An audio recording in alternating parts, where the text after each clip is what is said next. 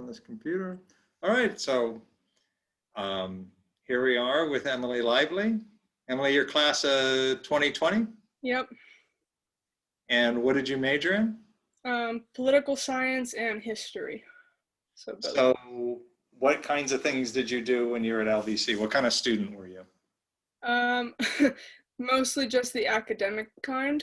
I didn't really do much else besides classes and papers and reading and everything that comes with overloading on credits. I mean, I was in student government and a handful of honor societies, but that was really the only LVC related extracurriculars I did. Okay. Off of campus, I rode horses all 4 years. I've been doing that since I was like 7 or 8.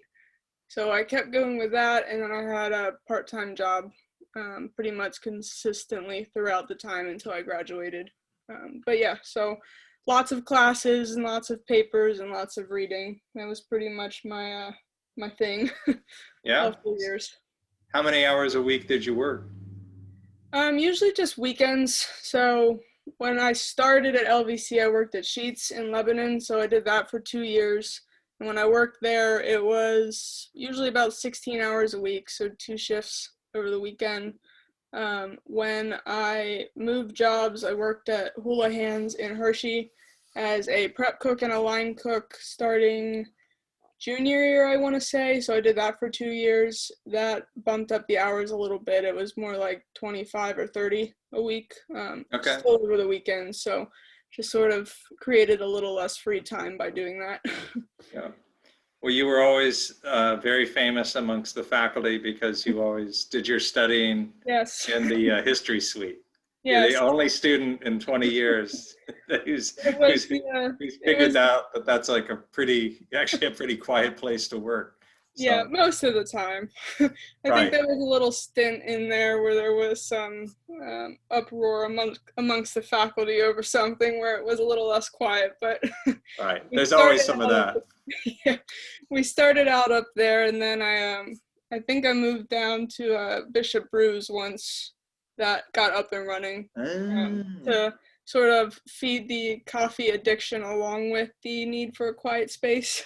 right, right, As the years went by, the caffeine problem got worse. So, right. So when you graduated, what did you want to do and what did you do? so I didn't really know what I wanted to do up until maybe the last 6 months of my senior year. I went in, so before I even got to LVC freshman year, I was a biology major because I didn't know what else to pick. And I was like, well, this will give me jobs. And then Right, I decided I had a come to Jesus moment, probably, I want to say July, before I moved in, and said, this is horrible. I don't want to do science. I hate science. I don't know why I picked it.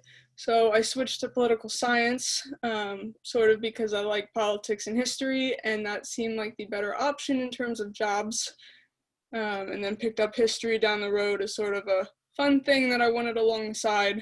If I would have just picked history, my dad would have had a stroke because of what can you do with a history degree. So started out with that, had no idea what I wanted to do as a career.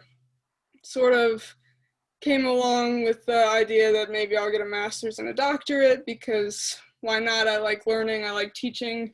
mm-hmm. Had a come to Jesus moment with that where I was like, maybe this is a lot of schooling for a very low chance of finding something permanent, I guess. And I also wanted to stay in the area, so that Mm-hmm. narrowed it down even worse. There's only so many colleges nearby Mm-hmm. that you could get to. Decided maybe that wasn't for me. I could do some further learning without being in academia. So there was that. I think for a stint I wanted to go into lobbying just because that was like the only thing that I really saw any kind of policy, political change that I could get into until I actually started to get into exploring that option more. Then I decided that I liked the policy side of political science, but by the time I realized that and really found the topics of interest and like things that I really wanted to change with society, I didn't have the experience that any of those jobs wanted to hire in. So I sort of dumped that idea and just sort of pursued that from the side, just continuing to educate myself, so on and so forth. But then coronavirus happened and there was no jobs in politics because the government shut down and nobody wanted to hire anybody. So it became a sort of anything I can get. I worked at Houlihan's for probably 6 to 8 months after I graduated full time. Went on with that, still sort of doing like the occasional research project for some people along the side, still reading up on issues, so on and so forth. But yeah, I mean, long story short, I didn't know what I wanted to do until the last 6 months, but I didn't really set myself up to get into what I wanted to do. If that makes sense. It sounds sort of like a sob story, but I'm content with sort of the life I'm living, so it's okay. Yeah, no, I don't hear you sobbing. I just hear you walking through it. Like it's Right. Yeah, there's a lot of people that like know like, oh, I want to be a lobbyist, and they set out their internships and go right into lobbying and they set up the path. But I didn't know what I wanted to do until it was almost too late to do that. So then it was sort of behind the curve, trying to sort of gather experience and eventually get to that point. But see, the way I think of it, but I'm interrupting your story, but I think that you, at least in some ways, you did figure out what you wanted to do, which is you wanted to be here. Right. You at some point you must have figured out I'm not running my dad's business because I'm not, for whatever, and for some people that'd be fine. And then you also wanted to be, keep doing your horse work or your horse addiction, whatever you want to call it. Yes, it's definitely addiction at this point. But yeah, I mean, I'd say that there's two different types of people. There's people that know exactly what they want to do from the start of their undergrad and they go through all the steps they need to do and they get into that. And then there's people like me that have absolutely no idea, that just like doing the classes and learning things and sort of figure it out along the way. And I mean, I don't need a specific type of job to be content. I mean, there was a little while where I was like, why did I pay this much money for this degree and I'm not working in the field I went in the degree in? But I sort of realized that, I mean, I'm making money and I can do the hobbies that I like on the side and I don't hate my job, so it's good. Right. Okay. So tell us about your job.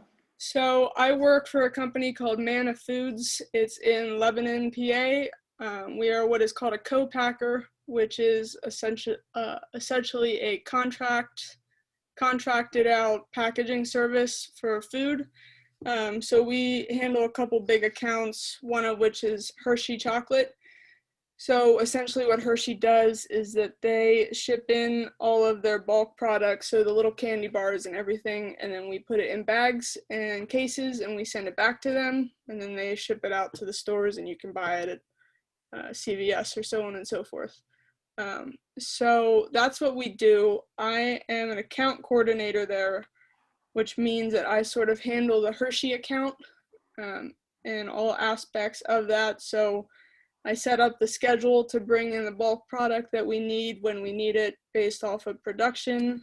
I track production, so how much they're making every shift, what's running at what time on the different machine lines that we have, checking everything to make sure all the numbers are correct and accurate across all the different spots where they're listed, and sort of just keeping up with everything and all things Hershey, making sure we have what we need when we need it.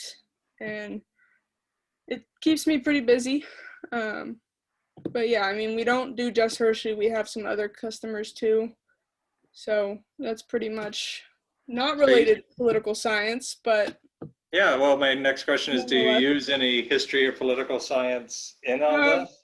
Not directly, no. I mean, I think the closest I got to what I was doing at LVC was when they asked me to write up a new customer letter to send out to potential clients. They were like, oh, she just graduated, she's the smart girl. So wrote something up with my fancy LVC education, one-page paper, and we sent that out to a couple different companies to try and see if we could get a little more business. So that was probably the closest to my political science and history, just in terms of the learning how to write correctly and communicate ideas.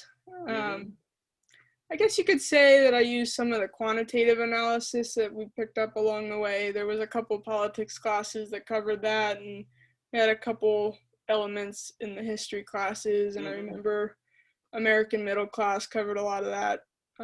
But yeah, so I definitely do a lot of numbers. Every day is just a lot of numbers, which is ironic because when I chose political science and history, a very, very, very big factor in those two majors was that it was the farthest I could get away from math. I was always miserably bad at math in high school, like barely passing the classes. It didn't matter how much time I spent in tutoring before school, after school. I was lucky if I got C's. And now There I'm you getting go. it every day. Yeah. But So what does it look like? And so what salary range-ish do you make, if you don't mind saying? no, so it's okay. So right now I'm hourly because my technical title is assistant account coordinator. So I'm under my supervisor, who's the account coordinator. She runs all of the other accounts, and I do just Hershey. So I make less than her on that salaried. I'm hourly, which is good because I'm working a lot of overtime right now. But I make 18 an hour, so I think that works out to like 34,000-ish a year, give or take. I mean, it's only gonna go up from there. They're pretty good with making sure employees are compensated fairly, if not more than fairly. So yeah, there's room to go up if you so desire to work with numbers and candy. You can definitely go somewhere, pay off your LVC degree very quickly. Yeah, yeah. So are you happy Yeah, doing what you're doing? yeah, I think so. I mean, it's easy work. There's definitely stressful days when something goes wrong with trailer shipments or something doesn't come in on time and it sets production back, but it's easy work. I mean, my schedule's pretty straightforward. It's pretty much the same every day, sort of the same outline. When it comes to some things, I can sort of set my own schedule, so it's not like I have a supervisor standing over me telling me do X, Y, and Z at this time every day. So I'm pretty content. Like, I can sort of do my own thing as long as it gets done. They don't really care, which is important to me. I don't really thrive in settings where it's very form-fitting. That makes Right. sense. Yeah, you don't like to be micromanaged? No, I hate it. The worst managers have always been the micromanagers. Yeah. No, I think that's, well, yeah, no argument there. Some people need it, some people are content with it, but I'm like one of the other coworkers, she's perfectly content with being directed, and I'm just like, I got it, leave me alone. Right, right. That's But cool. yeah, I'm happy. I mean, it works. I make my money and I come home and I do what makes me happy. So Yeah. Well, you're in like, I think one of the prettiest parts of central PA, and yeah, you're on a horse farm, so you're yeah, even prettier. that's for sure. So any advice for the students watching this? So the first piece of advice I would say, I was actually thinking about this earlier when I was going through my whole spiel about how I didn't know what to do. I would say as soon as you have even the slightest inkling of an idea of what you might want to do after college, is sort of set up the steps to make that happen. I think what I did was live a little too much in the moment at LVC and not really plan ahead. So as soon as we got to the point in my undergrad where it wasn't, you have to take these classes at this time, and it was more of do an internship or do a research project or something, I did what I enjoyed, which was doing the research and doing the reading and the writing papers. When I think I probably would have set myself up better to get into the policy field if I had picked internships more carefully. I sort of did the internships that were offered to me to meet the requirements. And it was both of mine were in archiving and curating and whatnot. And while they were great internships, they were very small and very like specific. So Like data entry kinds of stuff. yeah, so like you don't see a lot of jobs in policy that say that they want somebody that has archiving experience. You don't really see a lot of jobs that want archiving experience at all except for the archiving. So when I finally did realize that I wanted to maybe do something policy related, maybe something in like the drug policy field, it was a little too late at that point because the only experience besides cooking that I had was an archiving job for the state. Right. So yeah, that was sort of the roundabout way to say that, but I would just say make sure that you're not just sort of going along with the motions, that you're kind of actively thinking about after LVC, because as much fun as LVC can be and as great of an experience it does come to an end. However, you see that as fortunate or unfortunate. Eventually, you have to go out into the real world, and I would say it's important to sort of plan ahead of time that maybe an archiving internship is not practical for every job. Yeah, although I remember there was a point in when you were a student that you were thinking about, like you would have been just happy. Yeah. If the state would have hired you as an archivist, you would have been pretty. Yeah, pretty I okay think with that. that was I think one that was before I figured out how archivists don't make a whole lot of money and there's not a whole lot of jobs. And I think part of that too, it was just what seemed the most likely to happen at the moment. And I was pretty much content with finding the first job that was going to pay me to do something that wasn't like part-time line cooking. Right. So I think it was a combination of that. But yeah, so archiving definitely fell in the list of things that I considered over 4 years. Yeah, no, the pay is not great. Yeah. And as much as you don't like to be micromanaged, you're, I think, a little more social than Yeah. probably, like you pretty much need to be an introvert to work in that field. Yeah, You know, I because mean, you're going to be spending all day looking at papers. basically in a basement with a box of papers. Yeah, and while I like organizing, like I did the internship at the State House of Representatives, and that was sort of archiving based, and I did enjoy the sitting and going through papers, but that was also only a 3-month internship. Right. So I think 3 months compared to a lifetime is definitely something to consider with any type of internship. And even shorter than that, I think, because they canceled it because of COVID. So Right. by the end of it, it was sort of like getting a little boring. That's But cool. yeah, I mean, definitely plan out what you want to do with your after LVC time, because sounds horrible, but if you wait too long, sometimes it is too late. Right. Procrastination is the thief of time, Yes. as I know too well. So yeah. In a perfect world, I would be doing something with public policy, drug policy, substance abuse policy, something like that. Because I mean, I did all my research on that I could possibly do it on that and economic inequality. But you look at the jobs that have sort of anything related to that, and they don't really care if you have archiving experience. They want practical experience in government entities, not in the form of archiving. Right. So. Well, I mean, but I guess I would also say is like before, I don't think we were recording, you were talking about, like you see a path forward in your job, you kind of, and you basically see that, yeah, now I am getting skills and you have the language to kind of talk about it. And so in that sense, I think it's not too late. I think people always, I mean, almost all those kind of lessons you learn, people almost always learn them painfully. Right, yeah.